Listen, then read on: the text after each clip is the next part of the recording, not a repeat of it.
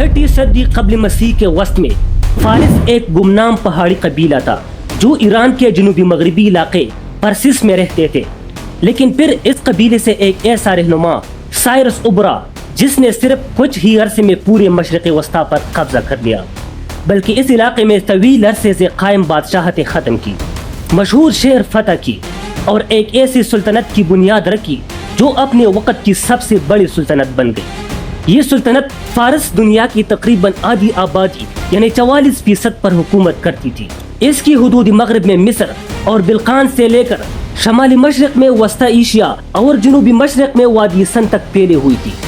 جلد ہی اس خاندان کے حکمران دنیا کے سب سے طاقتور لوگ بن گئے. ان کے پاس اتنے وسائل تھے کہ ایسا لگتا تھا کہ ان کی حکومت کو کبھی زوال نہیں آئے گا. ان کی فتوحات کی رفتار اور وسعت اتنی غیر معمولی تھی کہ دنیا کو ہی ناقابل شکست دکھائی دینے لگی. لیکن اس کے بعد انہی میں سے ایک اور رہنما ابھرا جس نے ان فاتحین کو ہی فتح کر لیا اور ان کی تمام فتوحات اپنے نام کر لی. یہ کہانی 559 قبل مسیح میں شروع ہوتی ہے جب سائرس اعظم منظریام پر آئے. وہ قدیم دنیا کی سب سے نمایاں شخصیات میں سے ایک تھے اور یہ کہانی 230 سال بعد اس وقت ختم ہوئی جب مقدونیہ کے سکندر اعظم آئے اور فارسی سلطنت کو ختم کر دیا. جیسا کہ اکثر تاریخ میں ہوتا ہے، اس کہانی میں سچ اور کہانیوں کا امتزاج ہے. لیکن جو شخص فارسی سلطنت کا بانی بننے والا تھا، اس کی پہلی بڑی کامیابی اس وقت سامنے آئی جب اس نے اپنے پڑوسی میڈیس بادشاہ کو شکست دی. اس کے بعد سائرس نے ایران کے وسطی علاقوں اور زیادہ تر میسوپوٹیمیا یعنی آج کا عراق پر قبضہ کر لیا. پھر وہ ایشیائی کوچک یعنی آج کا ترکی میں لیڈیا نامی طاقتور بادشاہت سے ٹکرائے اور اس کے امیر دارالحکومت ساردس پر قبضہ کر لیا، جس سے سمندر کنارے واقع کئی اہم یونانی شہر بھی ان کی پہنچ میں آ گئی. لیکن ان کی سب سے بڑی کامیابی وہ تھی جب انہوں نے ترکی کے مرکز میں واقع بابلینوں کی سلطنت پر حملہ کیا اور انتہائی ترقی یافتہ امیر اور تہذیب یافتہ شہر بابل میں داخل ہو گئی. انہوں نے 539 قبل مسیح میں بابل کو فتح کیا. ہمیں اس کا علم اس لیے ہے کیونکہ ماہرین آثار قدیمہ نے تاریخ کی سب سے پرانی سیاسی پروپیگنڈا کی تحریروں میں سے ایک دریافت کی ہے. یہ تحریر سائرس سلنڈر کہلاتی ہے، جس پر لکھا ہے کہ دنیا کی بادشاہ نے یہ جنگ طاقت سے نہیں بلکہ برداشت، رواداری اور انصاف سے جیتی. یہ سلنڈر سائرس کے حکم پر لکھوایا گیا تاکہ بابل کے فصیل دیوار کی بنیادوں میں دفن کیا جائے.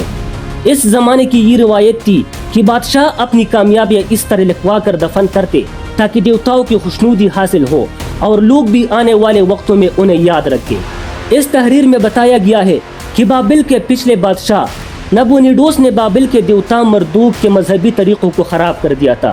اس نے لوگوں سے جبری مشقت کروائی جس پر عوام نے دیوتاؤں سے فریاد کی. لندن کے برٹش میوزیم کے مطابق عوام کی فریاد پر دیوتا مردوک نے ایک اچھا بادشاہ تلاش کرنا شروع کیا جو انصاف کرے اور پرانی روایات واپس لائے.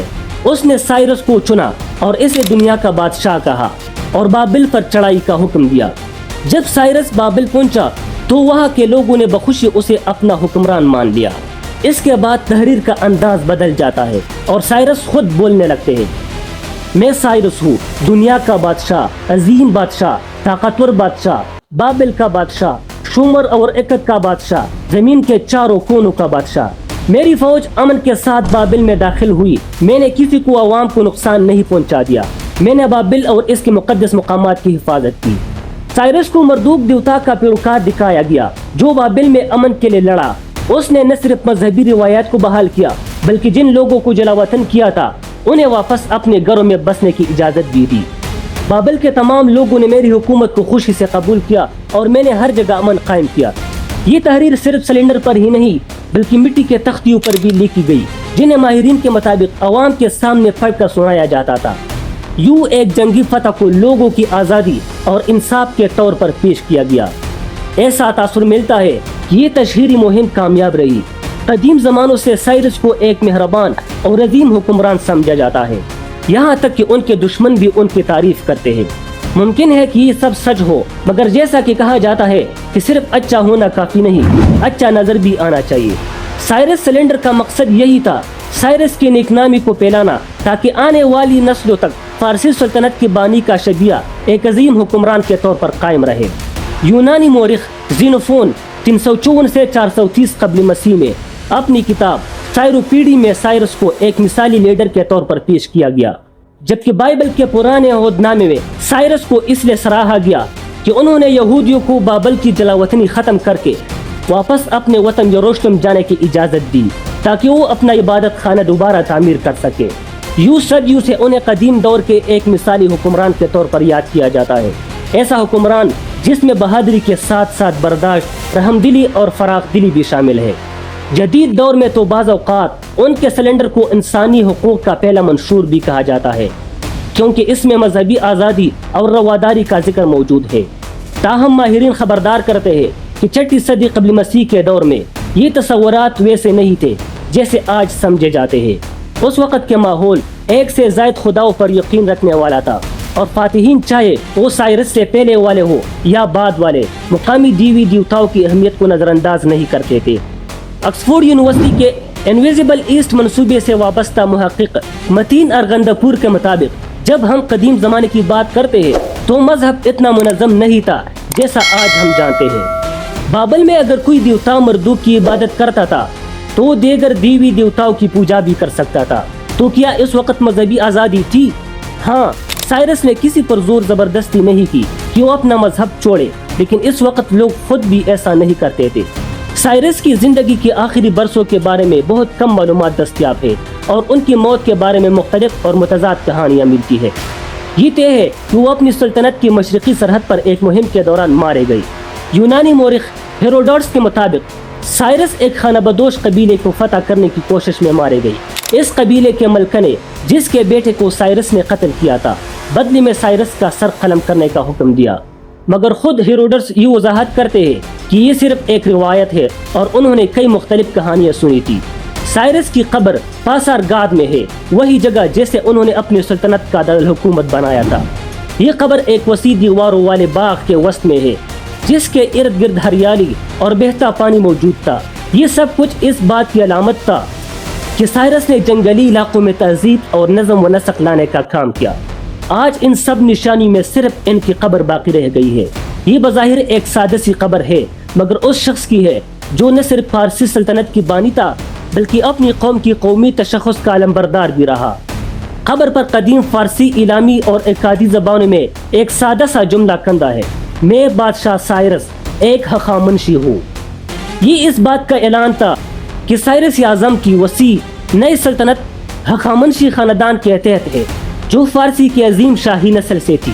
سائرس اعظم نے اگرچہ پہلے فارسی سلطنت کی بنیاد رکھی، جیسے ان کی بعد آنے والے دو حکمرانوں نے مزید وسعت دی، لیکن اسے مستحکم کرنے والے بادشاہ داریوش اول تھے۔ داریوش جو سائرس کے ہم پلہ حکمران مانے جاتے ہیں، سلطنت کے عروج کے دور میں سامنے آئے اور ان کے اقتدار طاقت کے بل پر قائم ہوا۔ انہوں نے سائرس کے بیٹے بردیہ سے خونریز بغاوت کے ذریعے اقتدار چھینا، اور جب سلطنت میں بغاوتوں کی لہر اٹھی تو انہوں نے سختی سے ان کا خاتمہ کیا۔ صرف ایک سال میں انہوں نے باغیوں کو شکست دی، ان کے رہنماؤں کو پکڑا اور انہیں سزائیں دی۔ اس کے بعد اپنی 36 سالہ حکومت میں انہیں دوبارہ کسی بغاوت کا سامنا نہیں کرنا پڑا۔ لیکن ان کی طاقت کا راز صرف جنگی صلاحیتوں میں نہیں تھا۔ داریوش نے سلطنت کو منظم کیا، انہوں نے ڈاک کا نظام قائم کیا، وزن اور پیمائش کو معیاری بنایا اور سکے رائج کی۔ اتنی بڑی سلطنت کو سنبھالنے کے لیے انہوں نے اسے صوبوں یا ستراپیوں میں تقسیم کیا اور ٹیکس کا نظام نافذ کیا۔ انہوں نے اعلیٰ عہدوں پر صرف فارسی اشرافیہ کے معتمد افراد کو تعینات کیا۔ انہوں نے پوری سلطنت میں انجینئرنگ اور تعمیراتی منصوبے شروع کروائی، جن میں ایک نہر بھی شامل تھی جو مصر میں دریائے نیل کو بحیر احمر سے جوڑتی ہے۔ اتنی وسیع سلطنت کو آپس میں جوڑنے کے لیے سڑکیں درکار تھی، اور ایسی سڑکیں بنائی گئی جو بہترین تھی، جن پر لمبے سفر کے لیے آرام گاہیں بھی قائم تھی۔ ماہرین کے مطابق فارسی سلطنت کا مضبوط انفراسٹرکچر ہی وہ خوبی تھی جس نے اسے دوسروں پر برتری دلائی۔ یہی انتظامی ذہانت تھی جس کی وجہ سے انہیں داریوش اعظم کہا گیا، اور ان کی ایک اور بڑی کامیابی تھی شہر پرسیپولس کا قیام، جو بعد میں فارسی سلطنت کی علامت بن گیا۔ آج بھی یادگاری کمپلیکس کی کھنڈرات اس مقام کی شان کی گواہی دیتے ہیں، جو کہ اس سلطنت کی شان و شوکت کا منہ بولتا ثبوت ہے۔ شاندار چھتیں اور 20 میٹر لمبے ستونوں پر موجود پرندوں، شیروں اور بیلوں کی مورتیوں کو اب بھی دیکھا جا سکتا ہے۔ تخت کی طرف جانے والی سیڑھیوں پر 23 قوموں کے وفود کو امر کر دیا گیا ہے اور یہ بادشاہ کو خراج تحسین پیش کرنے کا ایک طریقہ تھا۔ ان کے چہروں اور قومی ملبوسات میں ہر تفصیل کا خیال رکھا گیا ہے۔ ان وفود میں شامل افراد کا تعلق جنوبی مشرقی یورپ سے لے کر انڈیا تک سے تھا اور وہ اپنے ہمراہ سونا، مصالحے، کپڑے، زیورات، کلہاڑیاں اور مختلف جانور لائے تھے۔ یہ لوگ گیٹ آف آل نیشنز کا استعمال کرتے ہوئے یہاں داخل ہوئے تھے، جس کی حفاظت جادوئی مخلوق لیمیسس کر رہا تھا۔ یہ دراصل آدھا بیل اور آدھا انسان تھا، جس کا تعلق بابل اور ایشوریا سے تھا، اور فارسیوں نے برائی کو بھگانے کے لیے اس کی مورتی گیٹ آف آل نیشنز پر نصب کی تھی۔ فارسی سلطنت کی وسعت کا اندازہ آپ ان کے فن تعمیر اور آرٹ کو دیکھ کر بھی لگا سکتے ہیں۔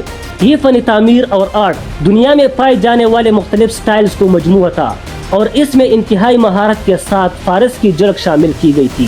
پرسیپولس شاہانہ فن تعمیر کا ایک ماسٹر پیس تھا۔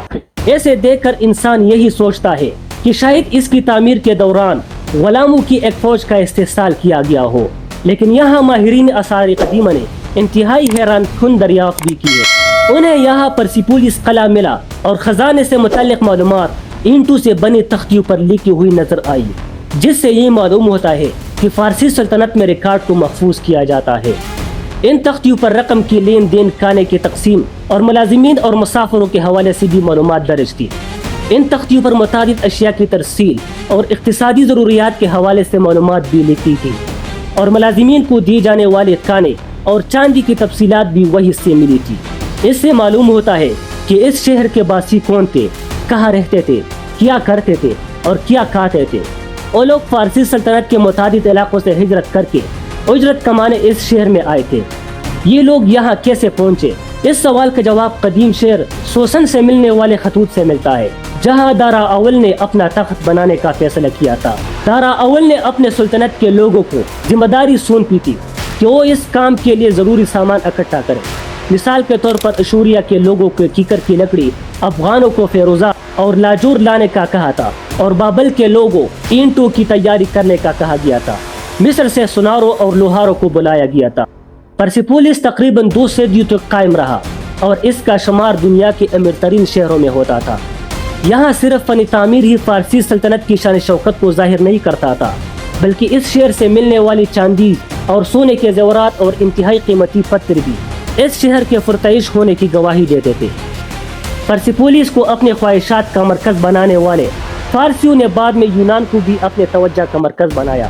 490 قبل مسیح میں دارا اول کے یونان کو اپنے تحت کرنے کی کوشش کا اختتام میراتن کی خونریز جنگ کی صورت میں نکلا۔ دارا اول اس جنگ کے 4 سال بعد وفات پا گئی اور سلطنت کو وسعت دینے کی ذمہ داری ان کے بیٹے خشایار شاہ پر آ گئی۔ انہوں نے 480 قبل مسیح میں ایتھنز کو قبضہ کر لیا، لیکن انہیں سمندر اور زمین دونوں پر یونانیوں کے خلاف شکستوں کا سامنا کرنا پڑا۔ خشایار شاہ نے بالآخر اس حقیقت کو تسلیم کر لیا کہ وہ یونان کو کبھی اپنی سلطنت کا حصہ نہیں بنا سکتے۔ اگلی 1.5 صدی تک فارسی سلطنت کو اندرونی بغاوت کا سامنا رہا۔ مصر ان کے ہاتھ سے نکل گیا، لیکن اس پر دوبارہ قبضہ کیا، اور اسی دوران لبنان میں بغاوت ہوئی جس کو دبا دیا گیا تھا۔ ان تمام بحرانوں کے باوجود بھی فارس کی شان و شوکت برقرار رہی، لیکن صرف تب تک جب تک مقدونیہ سے ایک بادشاہ بھی منظریام پر نہیں آیا جس نے اپنی نگاہیں فارس سلطنت پر لگایا۔ وہ بادشاہ بچپن سے ہی اس خیال کے ساتھ بڑا ہوا تھا۔ اس کے علاوہ انہیں یونان کے دشمن کی دولت بھی چاہیے تھی تاکہ یونان کی فوج کے اخراجات برداشت کی جا سکے۔ انہیں تاریخ سکندر اعظم کے نام سے یاد رکھے گی، اور انہوں نے صرف چند ہی برسوں میں سلطنت فارس کو اپنا بنا لیا۔ 330 قبل مسیح میں انہوں نے فارس پر حملہ کر دیا۔ انہوں نے پرسیپولس پر بھی حملہ کیا، اور کہا جاتا ہے کہ انہوں نے 200 گاڑیوں پر لدے سونے اور چاندی کو نظر آتش کر دیا تھا، لیکن انہوں نے ایسا کیوں کیا اس بارے میں کوئی معلومات موجود نہیں۔ ایرانی دانشور البیرونی اپنی کتاب کرونالوجی آف انشینٹ نیشنز میں فارس کی تباہی کی وجوہات لکھ چکے ہیں، اور متعدد دیگر ذرائع بھی ان کی تحریر سے اتفاق رکھتے ہیں کہ سکندر نے پرسیپولس کو انتقاماً اس لیے آگ لگائی تھی کیونکہ خشیارہ شاہ نے 150 برس قبل ایتھنز کو آگ لگائی۔ دیگر لوگ کہتے ہیں کہ سکندر نے پرسیپولس کو آگ لگا کر مشرق کو فارسی سلطنت کے ختم ہونے کا پیغامات دیا تھا، یا پھر شاید وہ فارسی کلچر اور شناخت کو ختم کرنا چاہتے تھے تاکہ فارسی بادشاہوں کا نام تاریخ سے غائب ہو جائے۔